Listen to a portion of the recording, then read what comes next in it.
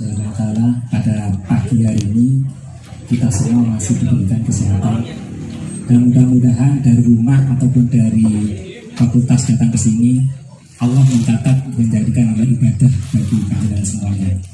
Amin. Selawat serta salam selalu ditujukan pada junjungan kita Nabi Muhammad SAW yang mana sebagai suri tauladan kita, semoga kita di dunia maupun di akhirat mendapatkan syafaatnya. Baik, perkenalkan dulu ya, kalau tidak kenal dan enak ya. Nama lengkap saya itu Ahmad Sugiarto. Jadi kalau di Bank Sampah Rokok Kabupaten itu terkenalnya Camat. Saya memulai aktivis dari kegiatan Bank Sampah ini mulai tahun 2017 sampai saat ini masih eksis. Dan pada hari ini dari kunjungan mahasiswa ke sini mungkin bagi kita hanya sebagai pelaku di lapangan. Bukan secara teori kita itu mampu tidak, tapi saya sebagai eksekutor di lapangan, sosialisasi ke masyarakat ataupun memberikan manfaat kepada masyarakat. Yang pada saat ini saya kira dari mahasiswa atau teman-teman sekalian tahu di lapangan seperti apa, yaitu dari kegiatan aktivis masyarakat kita saat ini yang mempunyai mindset yang cukup mengerikan dalam arti mencintai lingkungan. Kalau kita mengacu kepada permasalahan sampah ini global juga, jadi sampah ini dampaknya sungguh luar biasa, apalagi di ketahanan pangan kita yang saat ini di pertanian, di mana saluran irigasi yang kita lihat sih banyak sampah plastik ya, sampah plastik. Kalau organiknya tidak ada masalah, tapi plastiknya ini yang menjadikan permasalahan yang ada di pertanian kita pada saat ini di Kabupaten Jember khususnya. Kalau kita mengacu di perkotaan aja dari 11 kecamatan ya Bu ya, itu 200 ton di Titik Pakusari. Itu cuma 11 kecamatan. Kita ada berapa kecamatan? 23. Berarti per hari berapa ton kapasitas sampah yang dihasilkan oleh masyarakat kita. Ini perlu tahapan. Memang pada saat ini saya sendiri selaku Forkom Inisiatif Forkom Sampah di Kabupaten bertahap memberikan bagaimana masyarakat kita itu agar benar-benar sadar dengan permasalahan sampah yang saat ini sangat memprihatinkan. Dan seketika di saluran irigasi di pinggirnya juga difasilitasi oleh negara membuat bangunan contohnya sendiri, bangunan banyak di pinggir jalan dengan kaki lima banyak, tapi dia tidak menyudahi permasalahan sampah membuang ke sungai langsung. Nah, memang kalau kemarin kalau tidak salah itu permintaan dari mahasiswa yang banyak itu dari perda sampah. Yang pemerintah harus dituntut perda sampah bagaimana untuk diciptakan sehingga masyarakat kita itu ada secara shock terapinya bagi mereka itu membuang sampah tidak sembarangan. Dan itu dari saya flashback ke belakang perjalanan saya dari Bank Sampah dulu. Kita studi bandingnya dulu di Malang pada waktu sama ibu-ibu.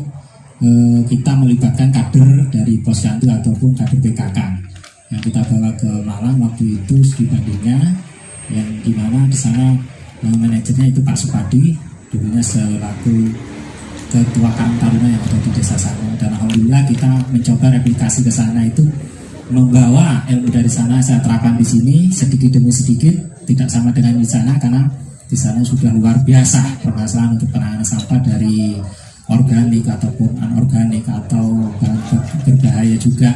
Nah, kalau kita masih dalam tahap penggilingan plastik, jadi banyak yang nilai ekonomisnya yang kita produksi sementara. Tapi kalau untuk organiknya ini perlu adanya pendampingan ataupun dari akademis yang bisa mampu nanti bersinergi dengan bank sampah kita, bagaimana organik ini bisa bermanfaat kembalikan lagi ke masyarakat, sehingga apa yang menjadikan inovasi dari organik ini menjadi pupuk ataupun semacam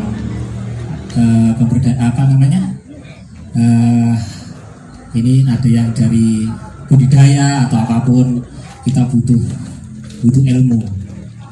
Ketika suatu teori yang bagus diterapkan dengan kesempatan yang ada, insya Allah akan terjadi suatu perubahan. Tetapi hanya SDA-nya aja yang ngawur akhirnya ya, hanya sebisa sendiri akhirnya akan lambat. Dan teori pun kalau tidak ada pelakunya ya bingung juga untuk menerapkan kemana. Makanya saya mohon ini ke depan dari mahasiswa, mudah-mudahan ini menjadikan regenerasi penerus dari bangsa ini, membuat sejarah baru di mana menyelamatkan bumi dari bencana. Sebenarnya ini suatu ibadah yang luar biasa karena menyelamatkan dari bencana. Kalau kita mengacu kepada permasalahan sampah ini, saya bilang memang cukup luas untuk permasalahan sampah ini, karena dari sampah sendiri ya juga dampaknya luar biasa, tapi ketika tepat kita mengelola sampah ya manfaatnya ya luar biasa. Sebaliknya seperti sumber, kalau sumber kecil ya manfaatnya ya kecil, kalau sumber besar ya manfaatnya besar, tetapi kalau kita bisa mengelola, kalau tidak bisa ya jadi banjir kan gitu. Maka ini sampah pun seperti itu. Jadi kepada teman-teman adik-adik sekalian, monggo nanti saya diberi ilmu lah. Kalau saya orang lapangan, secara apa ya, secara orang itu enggak, saya kalau di IT saya nol. Jadi ya, karena kelahiran saya ini tahun 71, sudah dua generasi. Yang dulu saya jadul, nah sekarang IT ya, agak bingung juga ya. Jadi mohon nanti dari bahasa saya benar-benar dibantu secara akademisnya seperti apa, bagaimana untuk mengembangkan dari kegiatan dari organik ataupun dari sampah plastik, atau termasuk organik kertas juga yang organik sebenarnya, tapi saya kategorikan sampah produktif sehingga tidak masuk ke organik saya, jadi karena profitnya juga ada gitu ya. Kalau organik ini ya sisa makanan ataupun daun-daun ranting dan dari kohi, yaitu kotoran hewan. Ya untuk itu sementara mungkin nanti ada suatu tanya jawab atau apapun, monggo dari teman-teman dari akademis, karena kita karena tidak bisa bermalah dengan teknik atau apapun, tapi saya selaku pelaku pelapangan. Jadi nanti yang saya jawab mungkin pertanyaannya tidak sesuai ataupun sesuai, memang saya pelaku di lapangan. Ya, jadi kalau tanya ada keliruan, ya tolong dimaafkan. Sama sendiri lulusan S3 soalnya, SMP, SD, SMP, SMA ya, bukan sarjana, SD, SMP, SMA. Jadi mohon nanti mungkin dari penyampaian Cak Mat ada yang kurang bagus ataupun kurang bisa dimengerti, mohon disampaikan juga. Itu dulu perkenalan dari saya sampaikan. Assalamualaikum warahmatullahi wabarakatuh. Waalaikumsalam warahmatullahi wabarakatuh. Waalaikumsalam warahmatullahi wabarakatuh. Waalaikumsalam warahmatullahi wabarakatuh. Selamat pagi semua. Pagi. Ya, perkenalkan nama saya Mia Huji Utari. Di Bumdes ini saya menjabat jadi staf keuangan. Nah, saya sendiri masih kuliah di UNED Jember semester 8. Jurusan akuntansi, Fakultas Ekonomi dan Bisnis. Nah, saya terjun langsung ke Bumdes ini masih sekitar 5 bulanan. Jadi selesai KKN kan di program UNED kan ada program KKN Back to Village. Jadi semua mahasiswa yang ada di desa itu terjun langsung KKN di desa sendiri-sendiri. Nah, jadi saya milih KKN di Bumdes selama 3 bulan. Selesai 3 bulan, saya ditawarin oleh direktur Bumdes dan manajer pengolahan sampah untuk membantu manajemen atau keuangan yang ada di Bumdes gitu. Nah, jadi selama 5 bulan ini alhamdulillah banyak kerjasama antara pihak kampus maupun Pemkab dan provinsi. Alhamdulillah, tapi ini masih kurang memadai untuk operasional yang ada di pengolahan sampah.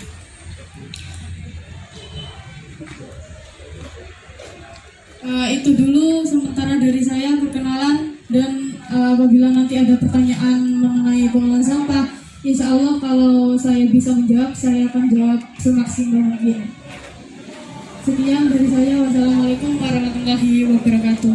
Waalaikumsalam. Saya mau bertanya untuk jenis-jenis plastik dan metodenya di Bumdes Balong Kulon ini ada apa saja? Kalau untuk jenis-jenis macam-macam sampah kita itu ada 22 jenis. Nah, saya tahu ya 22 jenis itu tidak masuk materi keilmuan di universitas tinggi. Nah, kalau yang saya tahu itu kode-kode di perguruan tinggi itu ada kode yaitu cuma 5 kode ya, 1 dan sampai 5. Ya, kalau untuk pakai angka itu kan? Iya, 1 sampai 5 itu. Kalau untuk yang di sini itu kita itu mengikuti pemasaran. Jadi kalau pabriknya itu menerima 22 jenis sampah, kita harus mengikuti. Soalnya kita nggak tahu lagi kalau mengikuti dari materi perguruan tinggi yang kode 5 itu kita tidak mempunyai masalah. Jadi di sini ada 22 jenis, nanti bisa dilihat sendiri ya. Ini ada contoh-contohnya kayak aki, emberan itu. Nah, untuk harganya itu kita beda-beda. Kalau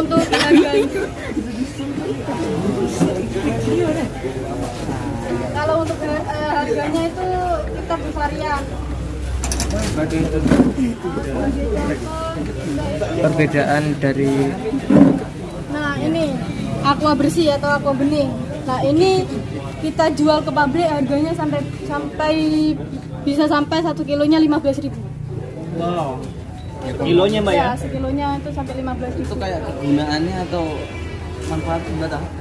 Nah, ini kan nanti kalau ke pabrik kan dibikin daur ulang lagi. Diolah lagi Mbak Iya, ya? diolah lagi. Jadi kecil-kecil seperti Ya, itu ya Mbak ya? palet kan ini kan hasil penjajahannya nanti diproses di peleburan sampai ke palet. Nah, kalau ke palet itu kita langsung produksi lagi bahan jadi. Bahan jadinya. Ya. Terus mau ditanyakan? Kalau untuk proses pengiriman atau pemasaran kita itu targetan. Nah, jadi ya, Kejar target ya? ya 2 ton itu kita harus sampai 2 ton. Karena apa? Kalau semisal kurang dari 2 ton itu kita banyak di operasional atau di jasa pengirimannya. Iya. Jadi kita hitung dulu bagaimana 2 ton itu kita mempunyai untung. Kalau tidak 2 ton kita timbun dulu. Ya. Kalau untuk bahan bakunya ini kita beli ke masyarakat. Jadi masyarakat ada yang nabung ke kita. Untuk beli. Iya, bank sampah. Gitu. Jadi kita itu punya program kerja sama Pegadaian itu memilah sampah menabung emas. Jadi masyarakat itu bisa memilah sampahnya rumah tangga itu bisa tabung ke kita dan kita itu nabung ke jadi emas itu.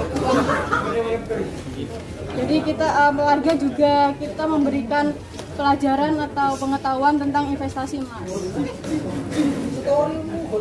Jadi jangan dipandang remeh untuk masalah sampah. Soalnya sampah di masyarakat kan kalau tidak ada yang menangani menjadi menggunung kan. Nah, tempatnya juga tidak ada. Kalau kita memperhatikan hal-hal kecil ini, itu kita banyak mempunyai peluang untuk memberdayakan masyarakat atau mempunyai peluang untuk mengkreativitaskan ilmu yang kita peroleh dari sampah itu. Kita bisa menjadikan handmade, itu bisa jadi kursi. Nah, itu kursinya. Contohnya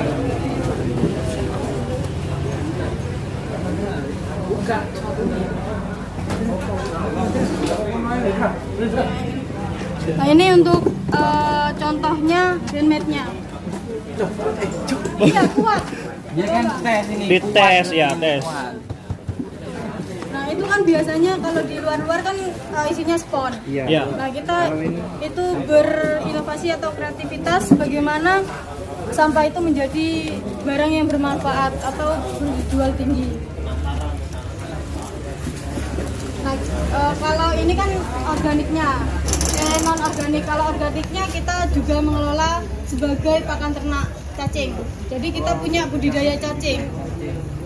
Jadi jasa angkut warga itu kan ada 2 pilar, yang organik sama non organik. Nah, kalau organik itu kita Nah, kayak ini. Jadi semua jenis sampah organik selain daging itu bisa buat pakan ternak cacing. Iya. Jadi kita tidak usah beli pakan cacing. Bisa. Maaf ya. Nah, ini contohnya. Nah, ini untuk anak-anakan cacingnya lah ini.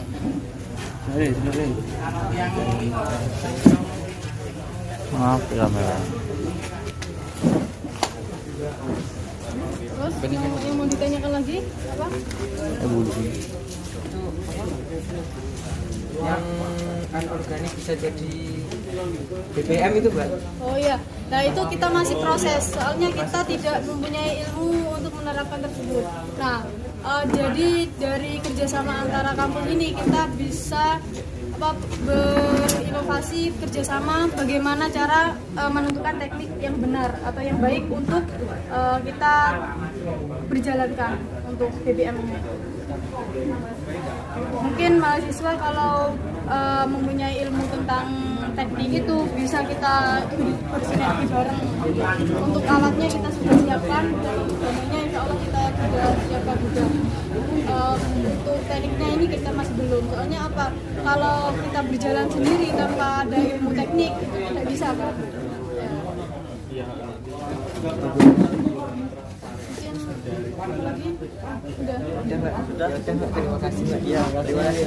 Asik sih, tunggu hebat.